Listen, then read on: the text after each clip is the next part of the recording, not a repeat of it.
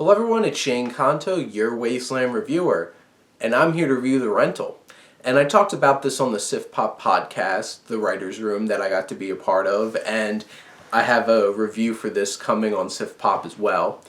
But this is written and directed by Dave Franco. And on the podcast I talked about the trailer and thinking it seems like a generic horror thriller. I'm not really interested in it. And then I watched it, and I have to say up front, it's really the tale of two stories, and I really enjoyed the first part of this movie before it took an interesting turn that kind of took an odd approach to the rest of the film. But what really stood out was Dave Franco's a really competent director. There's atmosphere, the music really works. He brings it together to make some real tension. And for at least the first half of this film, there's a lot of human tension.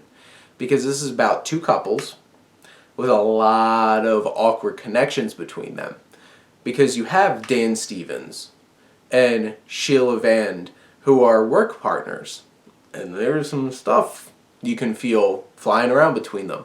But Dan Stevens is married to Alison Brie. And Sheila Vand is dating Dan Stevens' brother, played by Jeremy Allen White. And so, what could go wrong? And they do some drugs, stuff happens, and complicates their relationships. And where that tension of there's a lot of baggage, obviously, and awkwardness, and these characters finding more about each other than they knew before going to this rental, all with this potentially, is he a racist and asshole renter who denied Sheila Vand's request but then approved Dan Stevens shortly after to rent this place.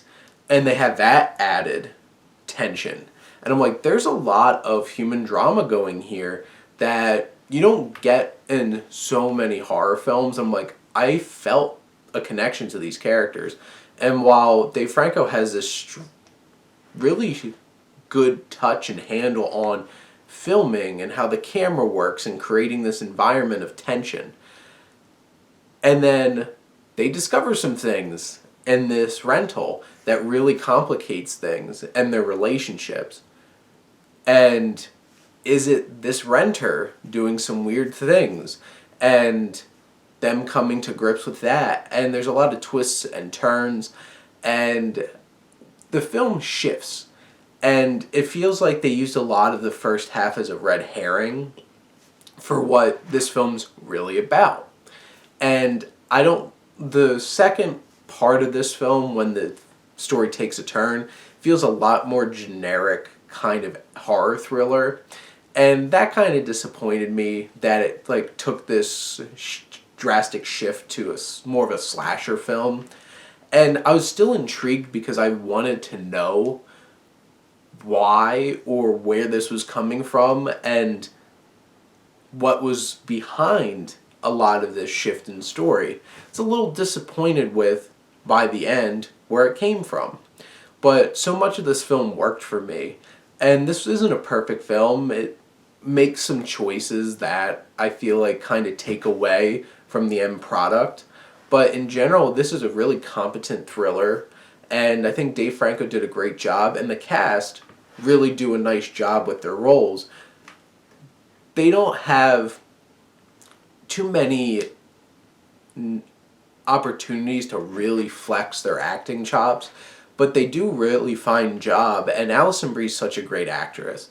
And Dan Stevens can be such a great actor when he's not given obnoxious material like, say, Call of the Wild, where he's a complete cartoon.